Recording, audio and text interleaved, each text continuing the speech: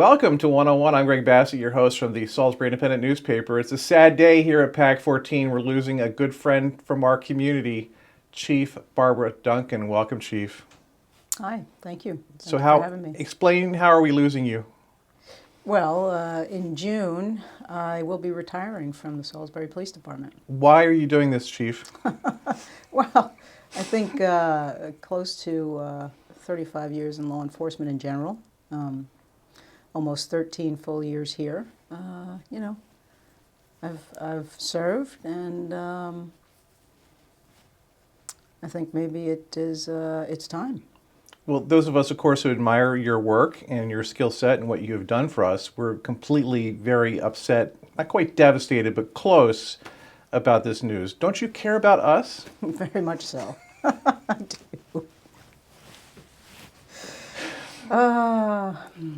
Yes. You're going to leave us alone like this?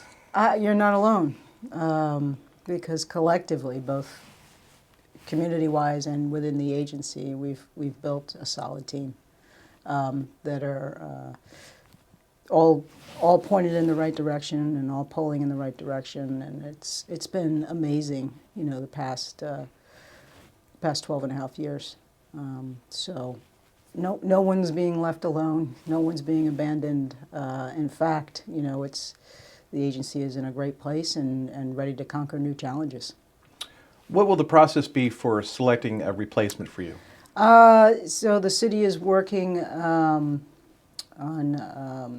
locating a company that will help with the search, and it's my understanding it's going to be a national search, which is great, and hopefully that we can get somebody here who understands the needs, both internally in the agency, in the city, and community-wide.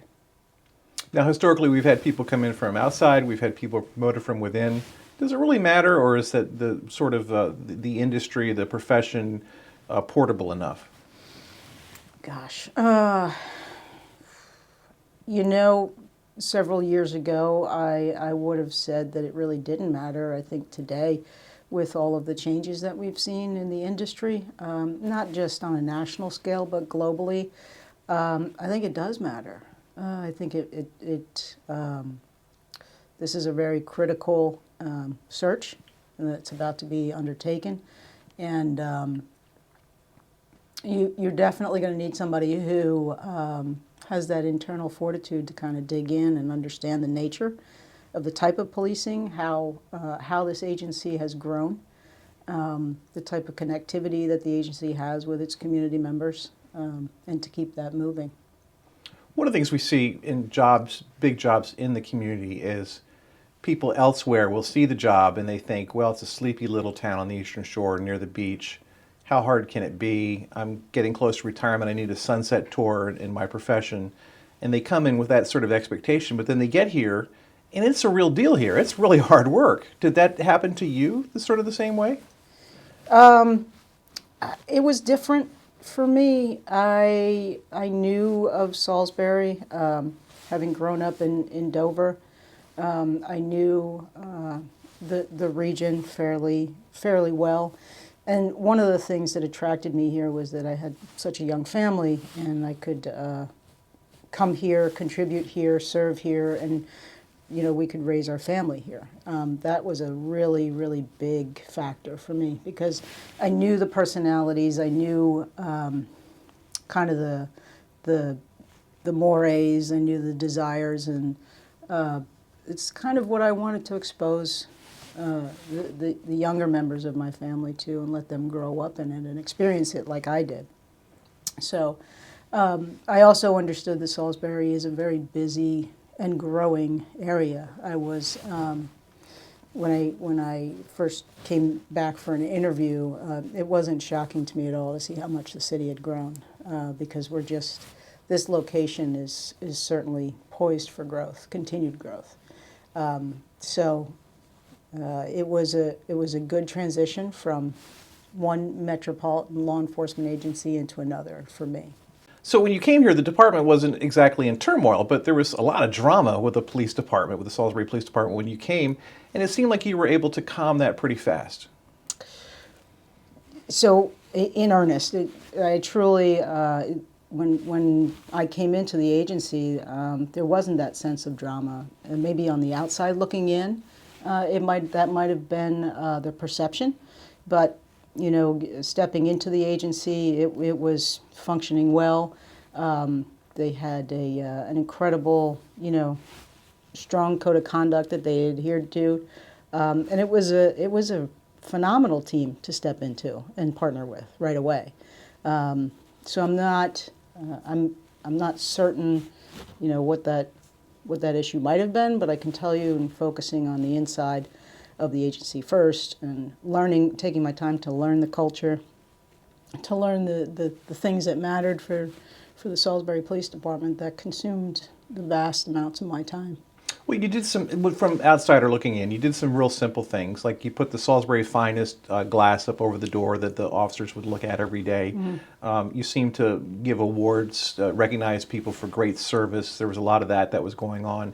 When someone left or retired, there was always real public recognition about what they did, and that really seemed to improve morale.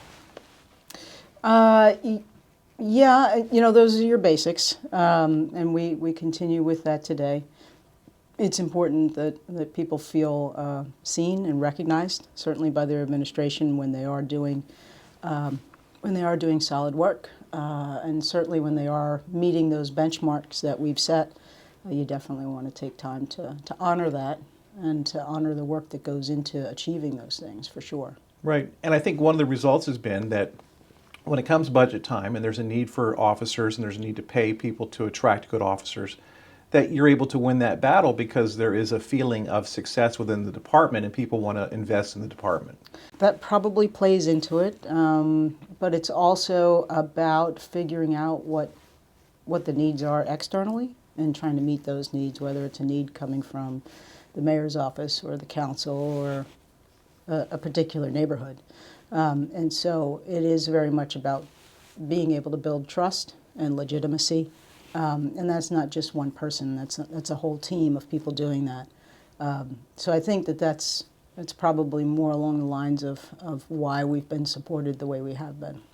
We've talked about this before, that there's a perception of Salisbury as having a high crime rate, being a place of a lot of crime. But if you look at the numbers, it just doesn't bear out. So crime rate is impacted by many, many factors. And, the industry of law enforcement is not the only factor that impacts a crime rate. Economics has a big piece to do with that. Policing has a big piece to do with economics. Education has a lot to do with it. Different crime trends, social fabric issues, the ability to really meet people where they are, impacts crime rates in any location. So being able to take a look at what had been happening, where things were going, and what we could do differently as an agency to address what we could control, and then partner with others, whether it was another law enforcement agency, which we had great success doing and maintaining, or getting to the underlying problem, which in many cases has nothing to do with crime or the criminal element in the first place. Right. But we're the first government representative there to address the issue. But really, it's about problem solving and getting to the root of the problem and determining if it is a law enforcement remedy or if it is some other remedy here. So the crime rate was a little higher than what we would like it to be. We are certainly trending in the right direction right now. When I walked in, we started really looking at our numbers. We were close to 3,000 Part 1 crimes per year. And right now, we just got the year-end totals for 2022, and we're about 1,180 Part 1 crimes for the year. So, I mean, the team has done a phenomenal job. If the police aren't really actively engaged, then you will have a criminal society. Right, and it doesn't always take a police action to prevent a crime. It's, like I said, there's a lot of interwoven issues that create crime. Certainly, it is law enforcement's job to get out in front of it. But you bring up a good point, and when your policing entity does not feel supported and pulls back, that allows all the other pieces to fall nicely into place, and then you've got a real problem on your hands for sure. Absolutely.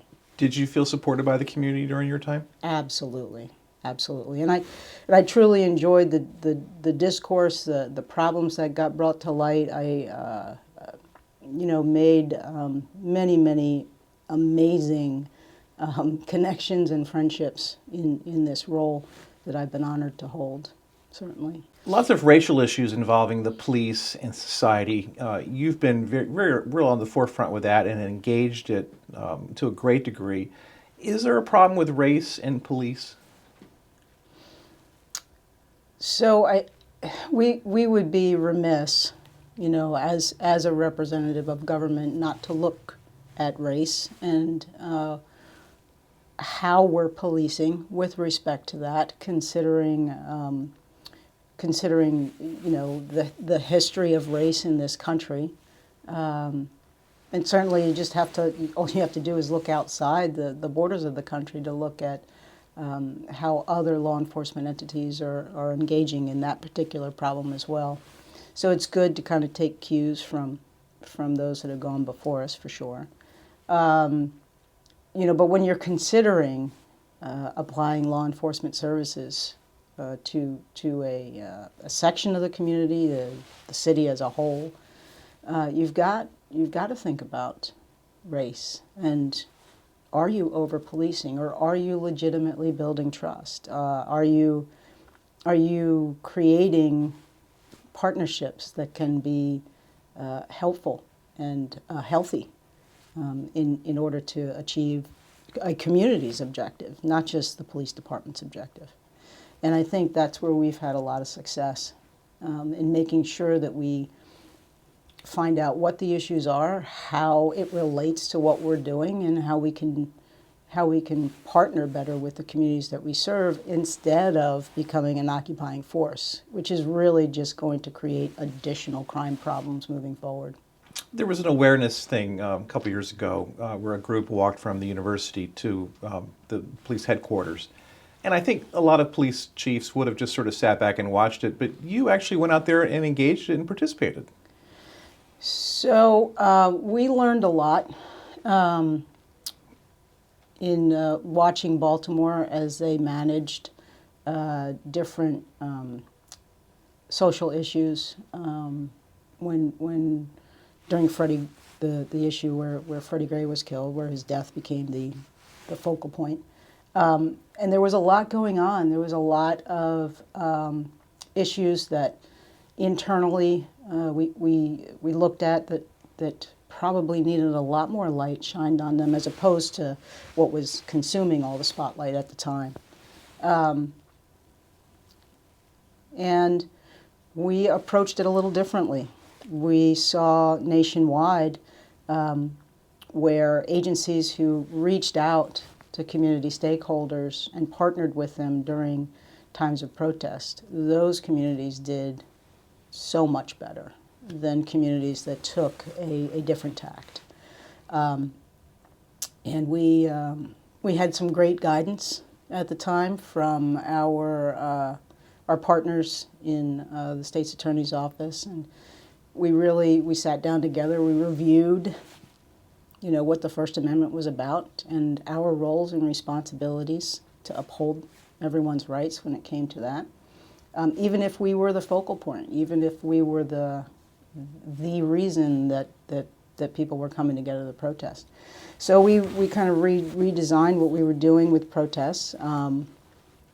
We started reaching out to protest organizers, and at the time it was new for this area, but it is part of our role now, and that rolled forward right into working through kind of that that big awakening, a social awareness movement that took place after George Floyd was killed.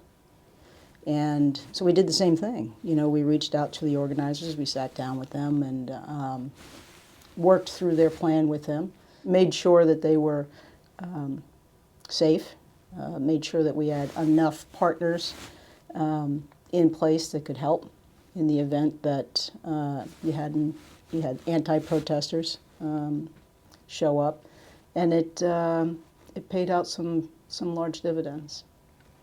You talk about accountability and review or boards. There is some pushback from officers about the state-mandated review boards. It's kind of off, I think, to a rough start in Wacomico. Some of the police leaders, not you, I haven't heard you talk about it so much, but are really opposed to these things. How does that play into what you all do? So I do think that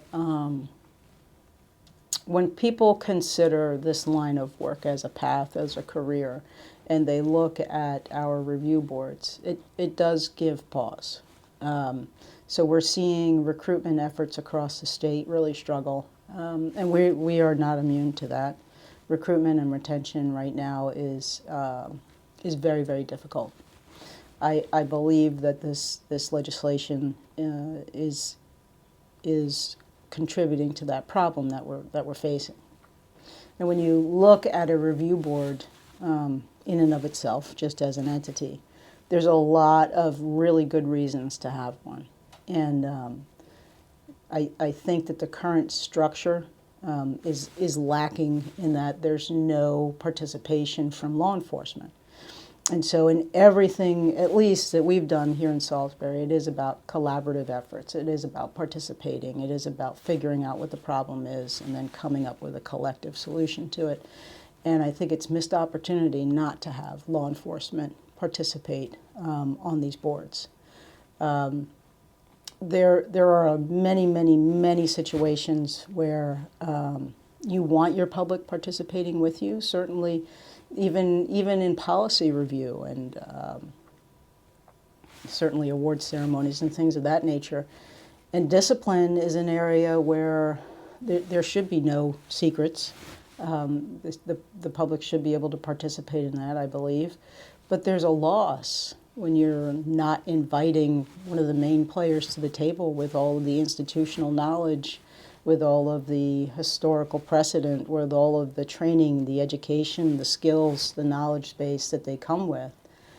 And so it can be difficult to embrace that philosophy when you yourself are not invited to the table.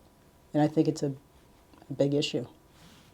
In just the last 18 months, we've had an officer killed in Delmar, we had a sheriff's deputy killed in Pittsville, and just last week, 2 weeks ago, there was a state trooper who was shot near Vienna.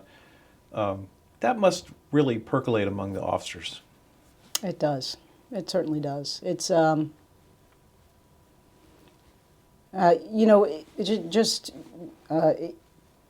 a process, I guess, we look at trauma. We look at what that does, how that impacts the functioning, of a human being. And so there's no getting around the fact that these types of events certainly impact negatively when it comes to people making the decision every single day to get dressed, leave their families, and roll out to serve the public in this capacity.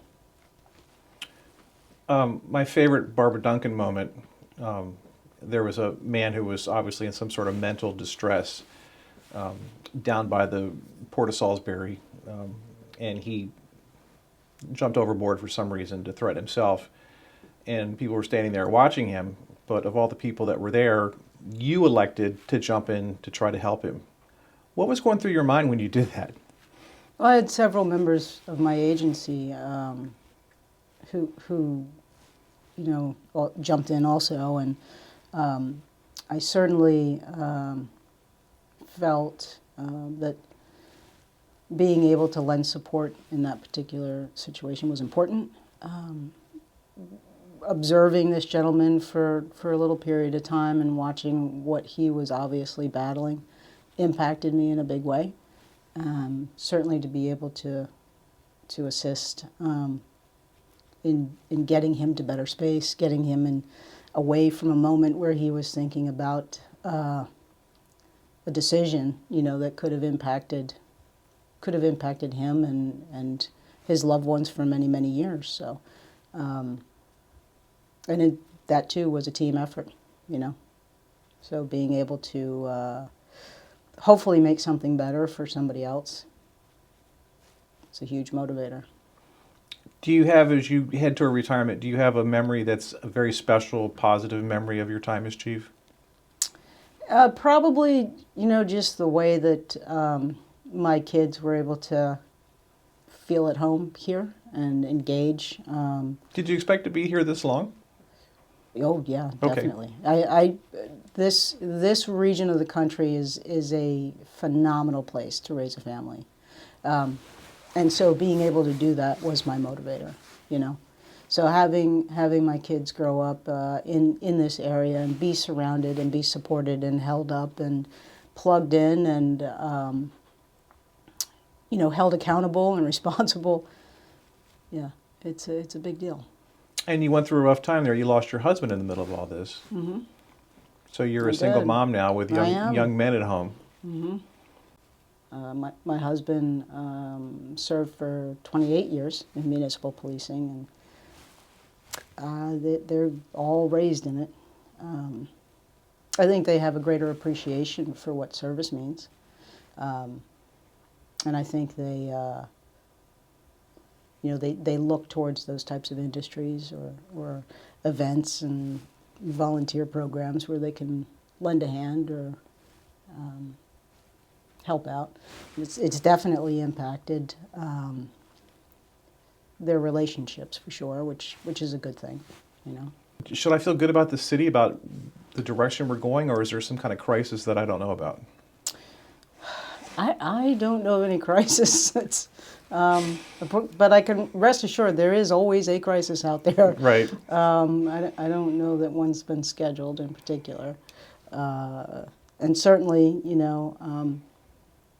as with any municipality, great people come in, they work hard, they lift, and they hopefully leave it better, than when they came in, for the next person to come along and do their step up and serve and fulfill their role and move the city forward. I do have to ask, there was a problem in the evidence room with an employee. It had gone on for many years. It was a problem that you inherited without really knowing what was going on. What's been the long-term impact from that? Well, there were a lot of positive things that came out of that. And certainly we learned a lot about areas that we needed to improve in.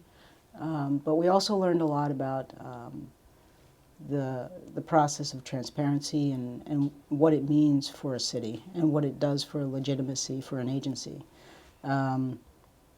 There were many, many issues that needed to be addressed from the public standpoint and were addressed. And it was a huge moment for us internally, just to make sure that that we take the time that we need to take to ask the tough questions and make sure that we're doing what we should be doing at all times. It seems like it would be an area that you don't have to think about it that much. That there's a a process to it all, and there's very little way of tinkering with that process. But then you find out it has been tinkered with. Yeah, and it is a very vulnerable area that needs constant observation, and certainly being an accredited agency and having outside individuals come in and take a look at our processes on a routine and regular basis. But it certainly isn't enough. So you definitely need to constantly keep working on it. And that's not just for the property room, that's for all levels of the agency, for sure. because for whatever reason, people make mistakes, and some of those mistakes are costly. So failing to address them can be devastating. Yeah, and you had to do a lot of work to clean that up. We did do a lot of work. Most of that work was in modernizing our practice because we had relied on some historically old legacy systems, and being able to finally bring the system up to modern standards is going to go a long way in helping to prevent something like this from ever happening again, for sure. And you were just so aggressive in terms of wanting to make clear that you wanted people to have confidence in the police department at all levels. So that I think there was a positive exercise that came out of that. We were able to learn more about what police do and respect the whole big picture. When you're dealing with evidence, and when you're charged with identifying, collecting, preserving evidence that's going to be used potentially in a criminal environment, in a criminal case that is going to restrict somebody's freedom to be out in society, it does take a lot of responsibility and a lot of focus, and to be open about it and above board and letting the public know, what our challenges were and how we were working on fixing those. It went a long way to preserving the integrity of just everyone there who was facing in the right direction and doing the right things all along. We always appreciate when our guests make news on the show. Are you going to tell us what you're going to do next? A lot of people don't know that you're a lawyer, as well as an officer, plus a pretty good shot, and a mom. You're a runner. There's so many things you could do with the rest of your life. What do you want to do? I don't know yet. I don't know yet. I could tell you that coming up in May, I was able to secure a seat in the Police Unity Tour. Excellent. So I'll be riding with Chapter 1, which starts out in northern New Jersey, and we'll take 3 days to cycle down from northern New Jersey to the memorial in Washington, D.C. So I'm really grateful for the opportunity. I'm very excited. My daughter, who's in law enforcement in Yonkers, she did it about 5 years ago now. So it takes a little bit of an effort to get in, and I finally got in. So I'm really, really excited about it. Are you going to stay in town? Yeah, I am. So we can run into you at the Giant? At the Giant or the gym. Or the gym. Right. Well, you know how often I go to the gym. Lately, probably about as often as I do. Chief Duncan, we're thrilled you had time to be with us here today, or took the time. Thank you so much. Oh, thank you. And we really wish you well in the next chapter of your life. Thank you. I'm going to miss our chats together. I don't believe that at all. Okay. It's true. She's Chief Barbara Duncan, and I'm Greg Bassett from the Salisbury Independent Newspaper. Another edition of One-on-One right here on PAC 14.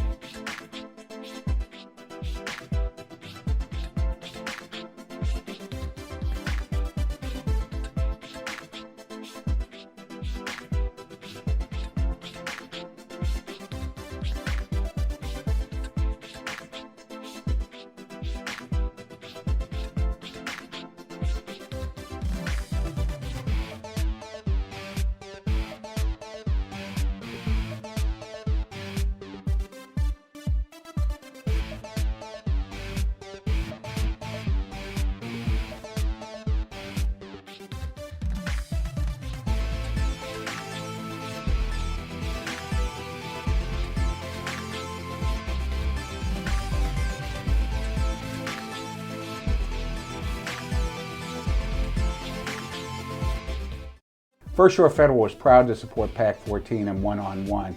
We'd encourage every business to support PAC 14 and pick a program and support it, and let's make a difference.